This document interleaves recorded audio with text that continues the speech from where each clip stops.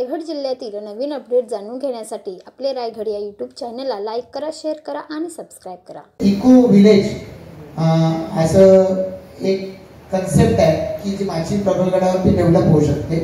तर त्याच्यासाठी मला असं वाटतं की येणाऱ्या 6-7 महिन्यात कधीतरी त्या याला अप्रूव्हल मिळेल। बजेटला ॲडमिनिस्ट्रेटिव्ह अप्रूव्हल मिळालं, फायनान्शियल मिळालं पाहिजे। तर ते मिळालं तर त्याच्या कामांना सुरुवात होईल, चांगलं डेव्हलप होईल। म्हणजे प्रबळगड आणि त्याला जोडून असलेलं कलावंती ते चांगलं डेव्हलप होईल।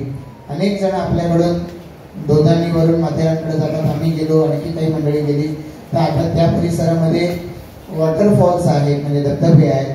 त्याच्यामध्ये लोक म्हणजे आम्ही निसर्ग मित्र संस्थेला सोबत घेऊन गेलो होतो। निसर्ग मित्राच्या माध्यमातून वॉटर रॅपलिंग केलं जातं।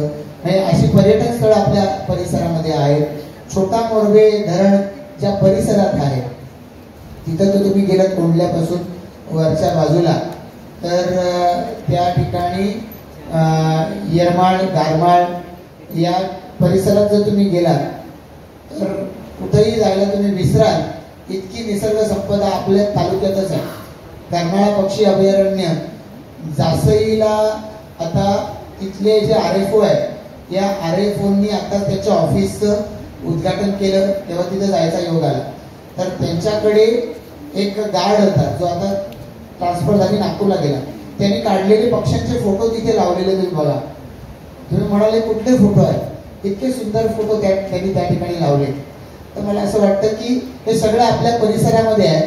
आपल्या सगळ्या परिसरामध्ये येणाऱ्या कालावधीमध्ये चांगल्या पद्धतीने डेव्हलप व्हावं। पनवेल महापालिका आता जसं सेंट्रल पार्क आहे तिथे तारांगण प्रोजेक्ट पनवेल महापालिका डेव्हलप करणार आहे। पांडवकडा धबधब्याच्या ठिकाणी असं एक ते सर्किट डेव्हलप करण्याचा पनवेल महापालिकेचा बेत आहे। तुम्ही सांगण्याचं मला त्याच्यात पुस्ती जोडायचं कारण एवढंच आहे की आपल्या परिसरामधल्या अशा ठिकाणांना आपण जास्तीत जास्त एकमेकांच्या सहकार्यानं, म्हणजे मी पाहतो की एकाने